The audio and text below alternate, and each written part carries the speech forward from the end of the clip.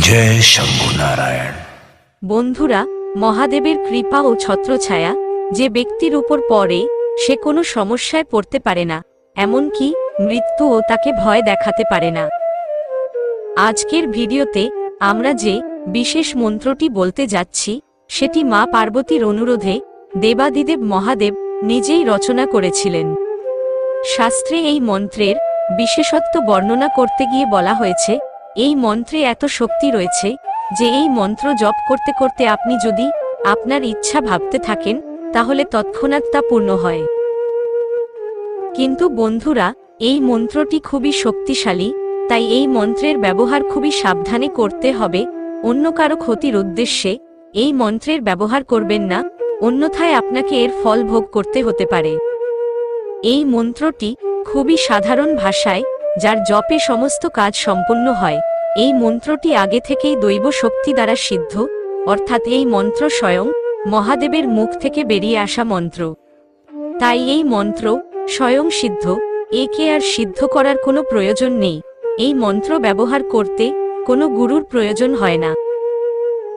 এই মন্ত্রটির সবথেকে বড় বিশেষত্ব হল এই মন্ত্রের প্রভাব স্থায়ী হয়। এই মন্ত্র পুরুষ, মহিলা, শিশু, এমনকি বৃদ্ধরাও জপ করতে পারে, অর্থাৎ সব বয়সের মানুষ এই মন্ত্র ব্যবহার করতে পারে। এই শিবের মন্ত্র বলবার আগে আমরা আপনাকে জানিয়ে রাখি কিভাবে এই মন্ত্রের রচনা হয়েছিল এবং আপনাকে কোন পদ্ধতিতে এই মন্ত্র জপ করতে হবে, কারণ সঠিক পদ্ধতিতে এই মন্ত্র জপ না করলে তার পূর্ণ ফল পাওয়া যায় না।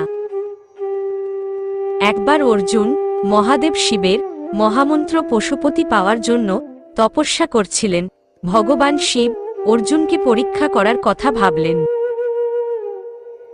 এর জন্যে ভগবান শিব শিকারীর ছদ্মবেশ ধারণ করলেন। তখন একটি শূকর অর্জুনের পাশ দিয়ে চলে যায়। অর্জুন তাকে শিকার করার জন্য তীর ছুঁড়ে দেয়। সেই সময় শিকারী রূপী ভগবান শিবও তীর ছুঁড়ে দেয়। তখন ভগবান শিব ও অর্জুনের মধ্যে ঝগড়া শুরু হয়, কে প্রথম শূকরটি শিকার করেছে। তখন ভগবান শিব ও অর্জুনের মধ্যে ঝগড়া শুরু হয়, কে প্রথম শূকরটি শিকার করেছে। দুজনের মধ্যে প্রচণ্ড যুদ্ধ শুরু হলো। ঠিক সেই মুহূর্তে মা পার্বতী পৃথিবীতে এলেন এবং দুজনের যুদ্ধ দেখতে লাগলেন। কিন্তু পৃথিবীতে এসে স্থানীয় আদিবাসীদের সাথে দেখা হয়ে যায়। সেই আদিবাসীরা তখন মাংস রান্না করছিল এবং ভোজন করছিল। সেখান থেকে কিছুটা মাংস মা পার্বতীকে ভোজন করতে দিয়েছিল। অন্যদিকে যুদ্ধ যখন আরো ভয়ঙ্কর হয়ে উঠেছিল, তখন ভগবান শ্রীকৃষ্ণ নিজেই অর্জুনের কাছে গিয়ে তাকে বলে, তুমি যার সাথে যুদ্ধ করছো তিনি আর কেউ নন, স্বয়ং দেবাদিদেব মহাদেব। ভগবান শ্রীকৃষ্ণের কথা শুনে অর্জুন তৎক্ষণাৎ যুদ্ধ ছেড়ে মহাদেবের পায়ে পড়লেন। তখন ভগবান শিব তার আসল রূপে অর্জুনকে দেখা দিয়ে বললেন, আমি তোমার ভক্তিতে খুব খুশি, আমি তোমাকে পশুপতি অস্ত্র দিলাম।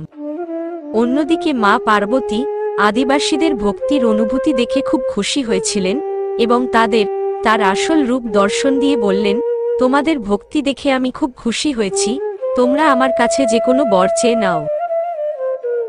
আদিবাসীরা বললেন, মা, আমরা ভাষা ব্যাকরণ জানি না, সংস্কৃতের জ্ঞানও নেই, বিস্তারিত নিয়ম মানতে পারবো না, কিন্তু আমাদের মনে আপনার এবং মহাদেবের আরাধনা করার ইচ্ছা আছে। মা পার্বতীর প্রসন্নতা দেখে এবং আদিবাসীদের ভক্তি দেখে আদিনাথ ভগবান শঙ্কর সহজ ভাষায় এই মন্ত্রটি রচনা করেছিলেন। এই মন্ত্রটি উচ্চারণ করলে আপনি আকাঙ্ক্ষিত বস্তু পেতে পারেন এবং আপনার সমস্ত ইচ্ছা পূরণ হতে পারে। এই মন্ত্রটি জপ করার সময় জপকারীর মুখ থেকে এমন শব্দ বের হয় যা জাগতিক ও অলৌকিক শক্তিকে আকৃষ্ট করে এবং সেই শক্তির সাহায্যে যে কোনো কাজ সম্পন্ন করা যায়। তাহলে জেনে নিন কিভাবে এই মন্ত্র জপ করতে হবে। মহাকাল কবচ পরিধান করে আপনাকে এই মন্ত্রটি জপ করতে হবে। আপনি ভাবছেন, এ মহাকাল কবচ কি? বন্ধুরা, আপনাকে জানিয়ে রাখি যে এটি সাক্ষাৎ শিবের আশীর্বাদ, কারণ মহাকাল কবচ অষ্টধাতু দিয়ে তৈরি এবং এটিতে রয়েছে 12টি জ্যোতির্লিঙ্গের মধ্যে সবচেয়ে গুরুত্বপূর্ণ জ্যোতির্লিঙ্গ উজ্জয়িনের মহাকালেশ্বর মন্দিরের ভস্ম। যা সমস্ত শিব মন্দিরের ভস্যের মধ্যে সবথেকে পবিত্র বলে বিবেচিত হয়। এমনকি ভগবান শিবের সবচেয়ে অনন্য ভক্ত নাগা সাধুরা এই ভস্ম গায়ে মাখেন। এই কবজ আপনি আপনার গলায় পরিধান করতে পারেন। এই কবজে রয়েছে মহাকালেশ্বর ভস্ম, যা আপনার ভিতরে সমস্ত নেতিবাচক এবং অহংকার নষ্ট করে এবং আপনার দেহকে রক্ষা করে। এটি সব ধরনের ভাইরাস জীবাণু মেরে ফেলার ক্ষমতা রাখে। এটি আপনাকে বিভিন্ন ভয়ানক রোগ থেকে রক্ষা করতে পারে। এটি আপনাকে কোনো তান্ত্রিক ক্রিয়া বা কালো জাদুর প্রভাব থেকে মুক্ত করে রাখতে পারে, কারণ এতে রয়েছে মহাকালের ভস্ম। তার প্রভাবের কারণে আপনার কাছে আসা প্রতিটি সমস্যা এবং প্রতিটি সংকট ভস্ম হয়ে যায়। এমনকি আপনার পরিবারে যদি কেউ গুরুতর অসুস্থ হয়ে লক্ষাধিক টাকার ওষুধ খেয়ে থাকেন, যদি সুস্থ না হয়, তবে মহাকাল কবজের প্রভাবে কয়েকদিনের মধ্যে আপনি নিজেও তার অবস্থার উন্নতি দেখতে পাবেন। এর সাথে এর মধ্যে রয়েছে মহাদেবের আরেকটি আশীর্বাদ, পঞ্চমুখী রুদ্রাক্ষ। পঞ্চমুখী রুদ্রাক্ষের বিশেষত্ব হল এটিতে একটি অনন্য ধরনের কম্পন রয়েছে, যা আপনার জন্যে আপনার শক্তির দ্বারা একটি প্রতিরক্ষামূলক ঢাল তৈরি করে। এটি আপনাকে ভিতর থেকে অনেক বেশি শক্তিশালী করে তোলে এবং আপনার মধ্যে এক ভিন্ন ধরনের এনার্জি সৃষ্টি হয়। এটি আপনার আত্মবিশ্বাসকে বহুগুণে বাড়িয়ে দেয়, যার কারণে কোনো ইন্টারভিউ হোক, প্রতিযোগিতামূলক পরীক্ষা বা আপনার ব্যবসা, সব জায়গায় সম্পূর্ণ সাফল্য পাবেন।